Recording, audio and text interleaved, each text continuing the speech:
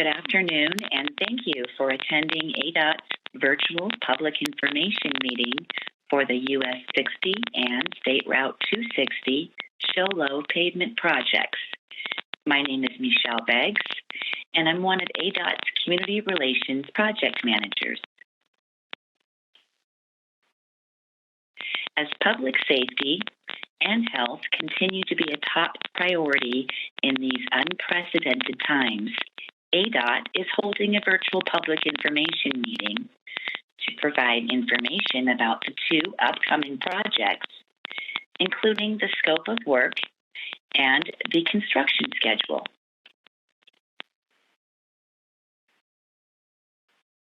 I'll describe the virtual meeting format and how you can participate in just a moment.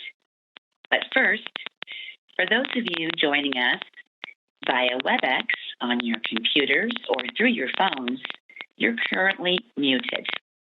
This is to help eliminate any background sounds during the presentation. If you're currently experiencing any technical issues, you may need to log off from your computer or end your phone call and then try reconnecting or redialing into the meeting. If that doesn't work, please contact WebEx support at 866-229-3239. Again, that number is 866-229-3239. After the presentation, we'll explain how you can ask questions or make a comment during the meeting. You can also submit a question or comment online after the meeting by visiting the project website at azdot.gov/showlow. This meeting is also being recorded and will be posted on the project webpage if you would like to view it again.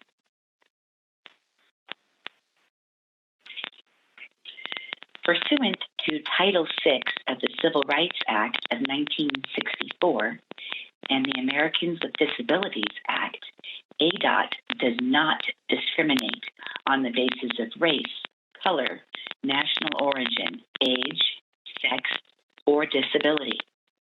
Persons who require a reasonable accommodation based on language or disability should contact me, Michelle Beggs, at 928-681-6054 or mbeggs@azdot.gov. Requests should be made as early as possible to ensure the state has an opportunity to address the accommodation. Also, ADOT encourages you to complete the one-question self-identification form that some of you may have seen on our project webpage. By completing this voluntary online survey, ADOT will be able to determine who attends its public meetings and how the department can improve public participation. The survey will also help ADOT fulfill its federal reporting requirements.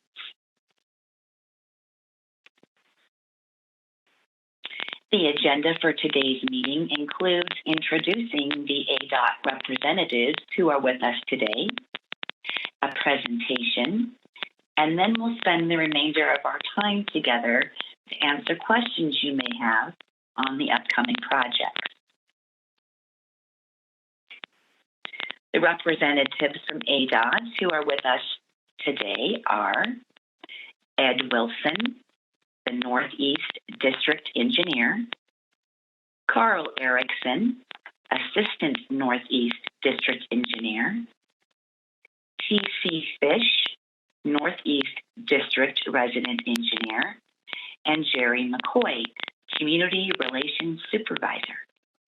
I'll now turn the meeting over to Jerry McCoy to start the presentation. Thank you, Michelle, and thanks to all of you for taking the time to attend today's virtual meeting. We appreciate your time and interest in these upcoming projects on US 60 and State Route 260. Let's first start with the purpose of these projects and why they are needed. The pavement on these sections of the US60 and SR260 is nearing its normal 20-year replacement life.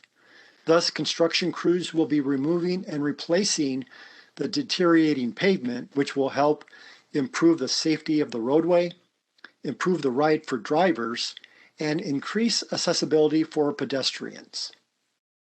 Some of you may be wondering how new pavement is going to help increase the accessibility for pedestrians. Well, it actually won't, but as part of this project, we will be installing new sidewalks within the project boundaries, which are ADA compliant, that will provide better access to pedestrians. But more on that in a moment. The two projects that will be starting next month are the US60 from FH300 Apache Sitgreaves to 40th Street and the SR260 from US60 to Nottingham Lane. As you see on the map, the projects are adjacent to one another, and it's due to their close proximity that ADOT actually combined these projects into one for bidding purposes. So they would be constructed by the same contractor. We did this to help minimize potential disruptions to area businesses, residents, and the traveling public, as well as keeping on track with the project schedule. Last Friday, the Arizona State Transportation Board awarded the contract to Sunland Asphalt and Construction for $16.6 million. Now let's take a closer look at the two project areas. The first one we are going to highlight is the project area on the US60. The 6-mile-long segment of this roadway is located in parts of Show Low, the Fort Apache Indian Reservation, and Apache Sitgreaves National Forest. This portion of the project includes replacing pavement on the existing travel lanes, turn lanes, shoulders, and pullouts. In addition to the pavement work, the project will also replace business and residential driveways, curbs, sidewalks, and pedestrian signals within the project area to meet Federal Americans with Disabilities Act standards. This includes replacing more than 38,000 square feet of new sidewalk alone. The second project area is located on State Route 260, and the scope of work is similar to the work that will be done on the US60. This 5-mile-long segment along SR260 is located between the junction with US60 and just south of Nottingham Lane. Work includes removing and replacing pavement on the existing travel lanes, turn lanes, shoulders, and pullouts. Plus, new right turn lanes will be added on all 4 corners at the intersections of Cub Lake Road and Show Low Lake Road. In addition to the pavement work and intersection improvements, the project will also remove and replace business and residential driveways, curbs, sidewalks, and pedestrian signals within the project area to meet the federal ADA standards. This includes removing and replacing 7,760 square feet of existing sidewalks and installing another 3,350 feet of new sidewalks along SR 260. Other related work includes installing and relocating signage, installing new guardrail and pavement markers. So, what can you expect during construction? Since pavement work cannot be done during the winter months due to the region's low temperatures and wet conditions, these projects will be constructed over 2 years, from spring through fall this year and next year in 2022. Both projects will be under construction at the same time and are scheduled to get underway next month in May. As mentioned earlier, the projects were bundled together and awarded to one contractor.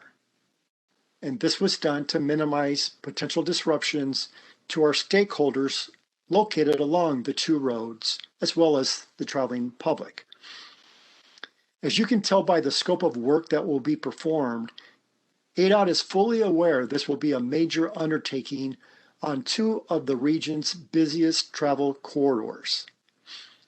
Although we will be keeping the roads open during the day and restricting lane closures to overnight hours only, drivers still need to plan for construction disruptions and expect construction-related noise when the work begins.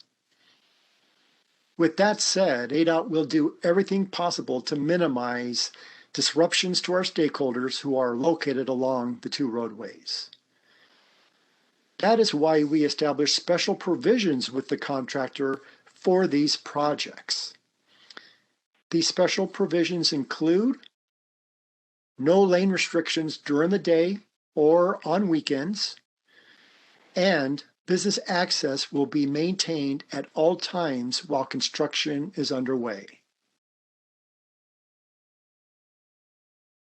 More details on the schedule and hours of construction will soon be established by the contractor.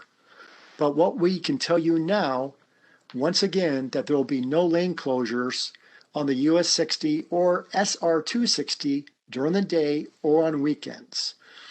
And the contractor will only be able to close lanes during the overnight hours from 8 p.m. to 6 a.m., beginning Sunday evenings and continuing through Friday mornings. Now, there may be some daytime work, but any work that is done during the day will once again not impact traffic. When there are overnight restrictions in place, the contractor is required to keep one travel lane open in each direction. During this time, drivers should plan for delays up to 20 minutes while the overnight restrictions are in place. That concludes the presentation portion of the meeting, and now we would like to open it up for questions and comments. There are a few different ways you can ask questions or provide comments depending on whether you are joining us online or over the phone. Our moderator, Christy, will now go over the instructions for each of these at this time. Christy? Thank you, Jerry. To verbally make a statement or ask a question, we ask that you please virtually raise your hand. Here's how to do that. For those of you using WebEx through your internet browser, mobile phone app, or your WebEx desktop app, simply follow the instructions on the screen. If you would like to ask your question or make a statement, please click the Raise Hand icon. When your name is called, we will unmute your mic and allow you to speak. When you are finished, your mic will be muted, and we ask that you lower your hand by clicking on the Raise Hand icon again. Again, for those joining us online, all of these WebEx instructions should be showing on your screen. If you are connected to the meeting via phone line, press *3 if you'd like to ask a question or make a comment. This gives us a raised hand signal that you want to speak, and when it's your turn to speak, we'll call on you and your line will be unmuted. When you finish speaking, please press *3 again to remove the raised hand signal. If you have joined us using one of the WebEx applications, you may also choose to submit your question or comment in writing using the WebEx Q&A feature. These instructions are also displayed on the screen. Please remember, if you are joining by phone, press *3 on your phone, and that will notify us that you want to speak. Again, we will unmute your mic when it is your turn to speak. As a reminder, if you are having technical issues, please contact WebEx Help at 866-229-3239. After a question is asked, one of our project team members will answer it. We will do our best to take questions and comments in the order they were received. If we run out of time before all the questions are asked, or if you think of a question or have a comment after this meeting, please visit our project webpage at azdot.gov/showlow and submit your question or comment using the online form, and we will answer them. At this time, we will begin answering questions. All right, I do see that we have a question. Mark Hardy, your hand is raised. I'm going to go ahead and unmute your line, and you can now ask your question. All right, appreciate it. No, thanks for the info. I'm a local Show Low resident here, and obviously excited to see some improvements to the roadway there. The one question I had is if I see the section that you're proposing, the project covers, but just curious that section from where the 260 intersects the 60, the White Mountain road from that intersection up towards Pine Top. If you're a local person and you drive that road, in comparison to the project where you're proposing to do the work, that road is far worse. Like there's potholes, cracks.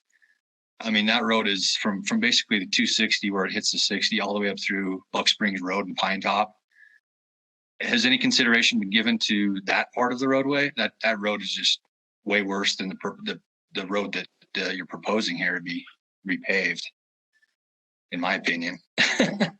I drive it every day, so I was just curious if that would be a future project or if that would be, how you came to the conclusion that this was a more appropriate area versus that one. And that's it. Thank you. All right. This is Ed Wilson, and to answer your question, we are working on 260 as far as Nottingham Lane. So the section from 60 up to Nottingham Lane is included in this project. The section from Nottingham Lane up to the casino that you're talking about is not included in this project, and we would very much like to have it paved, but the funding that's available limited to that location. So it is not planned to do any work up there, but you're more than welcome to have your voice heard. ADOT is currently working on the 5-year plan, and they're taking comments on the 5-year plan, and you're more than welcome to add a comment into the 5-year plan to recommend that section be worked on. Okay. I mean, very good. That's fine. If you drive that road, it's in far worse shape than the plan that you have outlined here. So that's a very well-trafficked road, probably the main vein through the three townships. So I'm just curious. Visually, anyone can see that it's a worse, more of a problem than the section that you're paving. So yeah, we'll make the voice heard. Thank you. Thank you, Mark. Thank you. And Mark, if you can go ahead and just lower your hand for us now that you've asked your question, that would be great. Or if you have an additional question, you can, of course, leave it up and we can unmute you again. Jerry, I don't see any additional questions at this time. Do you want to go over some of our frequently asked questions? Sure. Thank you, Christy. Can someone please provide an overview of the work that's going to be done? Sure, this is Ed, and I'm going to ask Carl Erickson to take that question for us. Hi, this is Carl Erickson, the Assistant District Engineer, and I'm also going to have TC Fish, he's the resident engineer for the project, provide additional input if I miss anything. But overall, project-wise, what we're going to be doing is the primary goal is pavement preservation. So we're going to try to get the bad pavement out of there and put new pavement in. And along with that, we're going to do some driveway improvements, ADA improvements to the sidewalk, ADA ramps, signal improvements, at least as far as ped access or pedestrian access is concerned. And that's pretty much the scope of work. There's some minor things like guardrail will get put in, a retaining wall. But the primary focus of the job is pavement preservation from the intersection of 60 down to Nottingham Lane and from 40th Street down to the Apache Reservation line. Did I miss anything, TC? Hope you got it all. Thank you, Carl. Great, thank you very much. Kind of following up on the citizen's question, I'd like to also ask, why is this road work needed, and what would happen if we didn't do the work and just left it the way it is?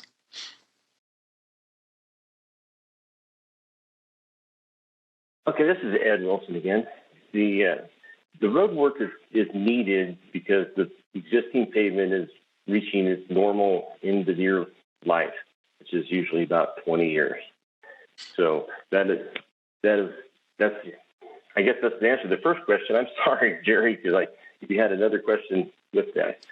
Yeah, the follow-up question is, what would happen if we just ignored it and didn't do anything to these two roads?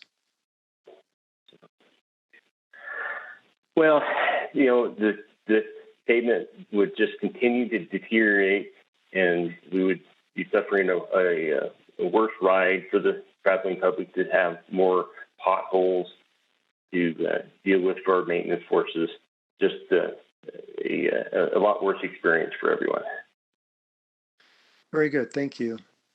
We've all been involved with projects that had potential business impacts, especially when we are doing work on replacing business driveways. What's that going to look like as far as the work to the business driveways, and what will that look like? What can businesses expect? Before we answer that question, Jerry, I have a follow-up to Ed's response to your previous question. Sure.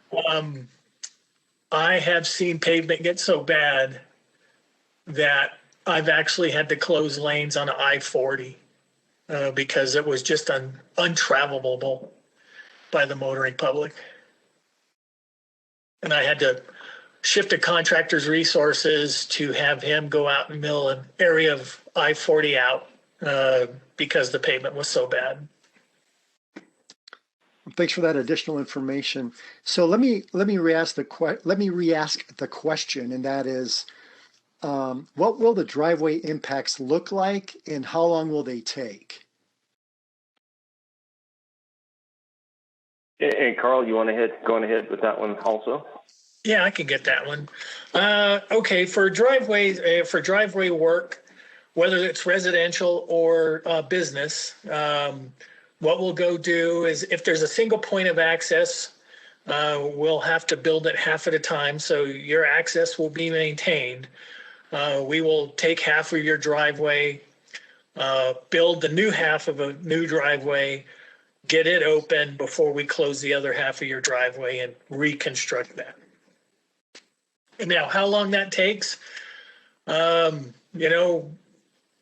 figure a week per driveway. That may be on the high side, simply because most of that time we'll be waiting for concrete to cure. The actual work is not that long. It's just waiting for concrete to cure out so we can put traffic back on it. Very good. Thank you. Carl? Thanks, Jerry.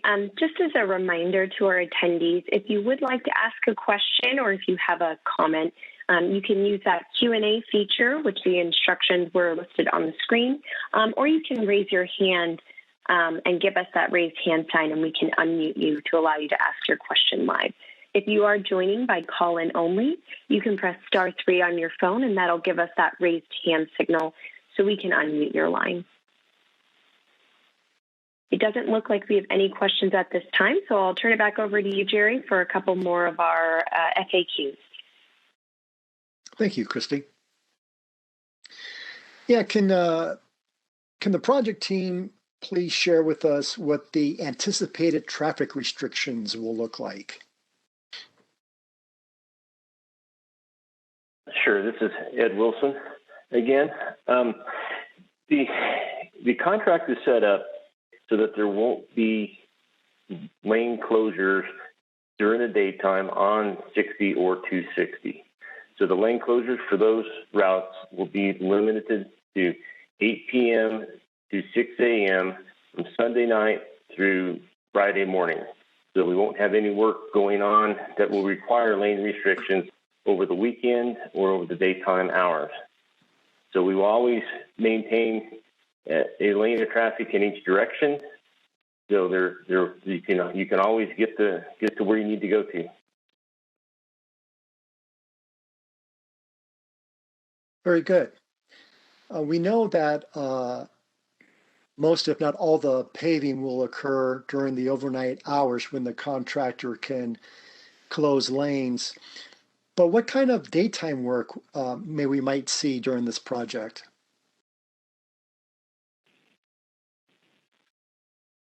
So Carl, would you like to take this one? Sure, I'll take this one. This is Carl Erickson again. Daytime work I would expect to see is work that would be back of curb. It may be sidewalk and driveway work that could go on during the day. Work on the ADA ramps, work on the signal timing and lighting, whatever installation is required for that could go on. We'll allow any work during the day that won't take a lane. That's essentially what it comes down to. Excellent. Very good, Carl. So to restate the answer, the contractor can work during the day. They just have to be off the roadway and not restricting lanes. Correct. They cannot restrict traffic. Very good. Thanks for clarifying that. So we all know the White Mountains is a summer destination for many visitors and travelers. How will they be able to know about the work taking place? Yes, this is Ed Wilson again. The best way for visitors to really stay informed is to visit the webpage at azdot.gov/SHOLO or by calling the AZ 511 or logging into AZ 511 to get up-to-date information.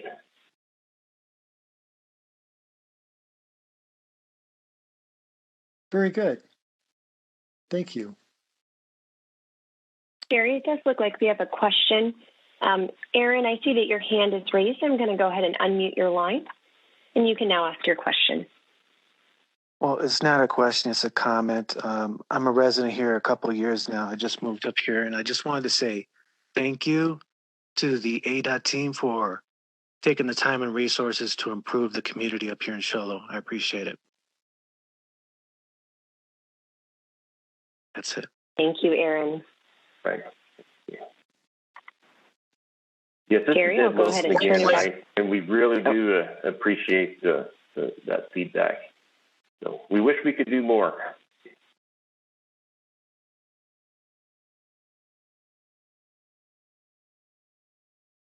Chrissy, I have a few more questions. Should we roll through a few more questions while we're waiting for anyone else who would like to ask? Yeah, I think that would be great. Okay, thank you. Will construction and restrictions cause long delays in the area?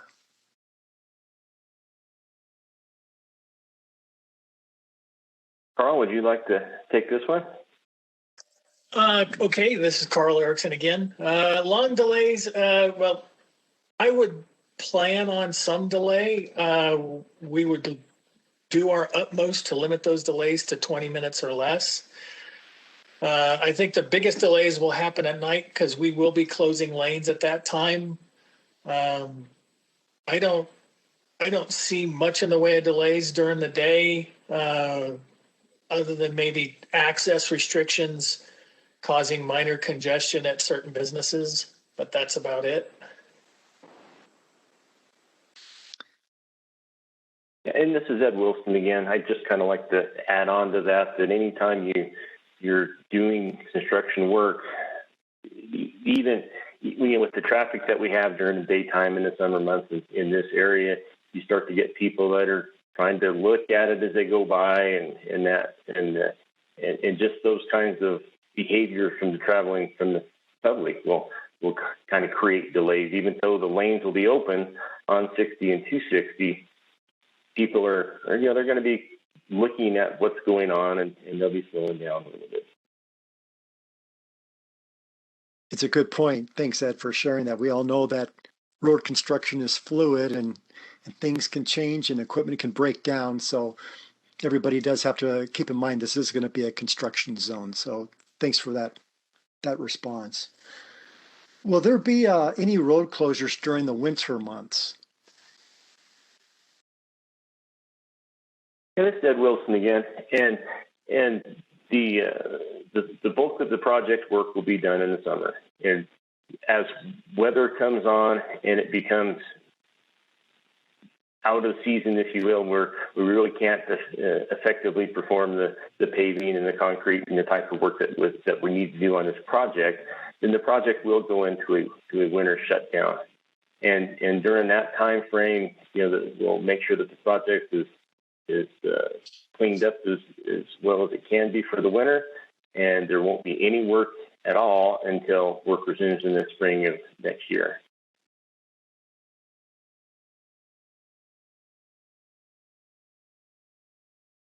Very good. Thank you. Well, we know that the business access will be maintained. How about the residential access along these two roadways? How will that be maintained? Mr. Erickson, would you like to cover that? I will. Residential access will be maintained the same way as businesses. We won't block people out of their residences. How we treat their driveway and how we reconstruct it will be the same as if it were a business. If they have one point of access, we'll build half the driveway at a time. If they have multiple points of access, we'd like to take one driveway, reconstruct it all at once, and then switch over to the other one.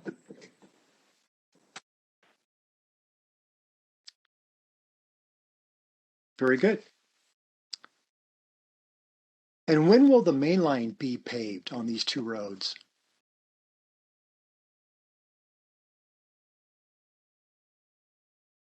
And this is Ed Wilson again.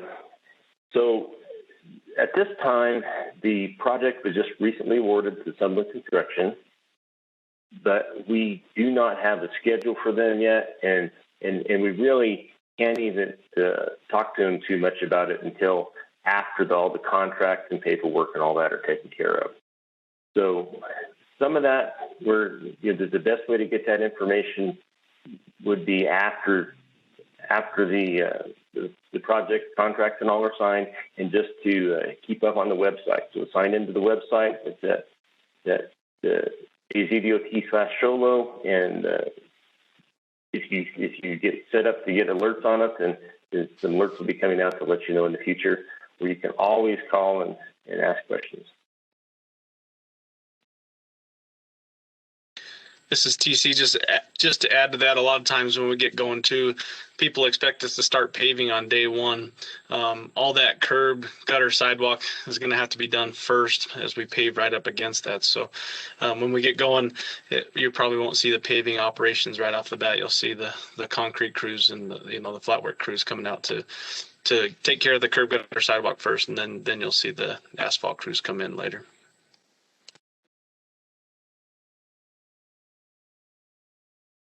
Very good.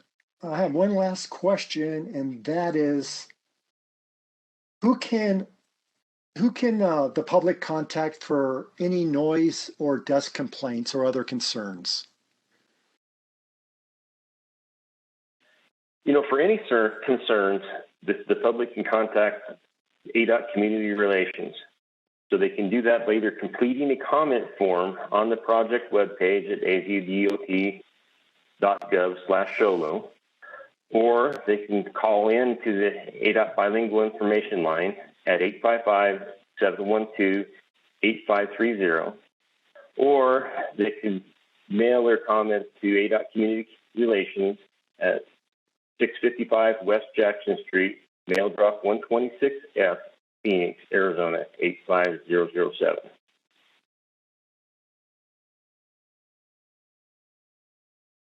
Very good. Thank you very much for that.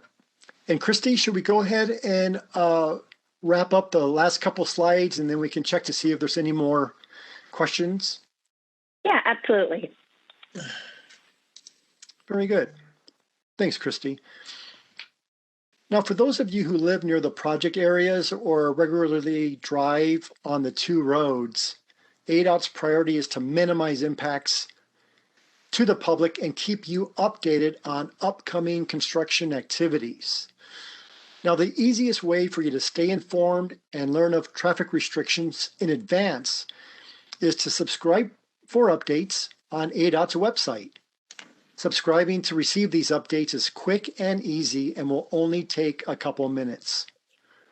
For those of you who haven't already done so, all you have to do is visit the project webpage at azdot.gov/SHOLO. Once on the project page, click on the Subscribe for Updates icon in the upper right-hand corner and enter your email address. After entering your email address, you will see a list of subscription topics that you can subscribe to. Click on the Northeast District's projects to expand the project list, and then simply click on the US60 SR260 pavement preservation box. Click the Submit button and you are done. It's quick and that easy. After you subscribe, all the construction alerts and updates for this project will be delivered directly to your email inbox. In addition to staying up to date on construction activities, you can also ask questions or make us aware of any construction-related issues or concerns throughout the project. And as Mr. Wilson just alluded to, you can do this through our online comment form on the project webpage or by phone or mail. This contact information can also be found on the project webpage. This concludes the meeting. We thank you all for attending today's virtual public information meeting on the upcoming Sholo pavement project on US 60 and SR 260.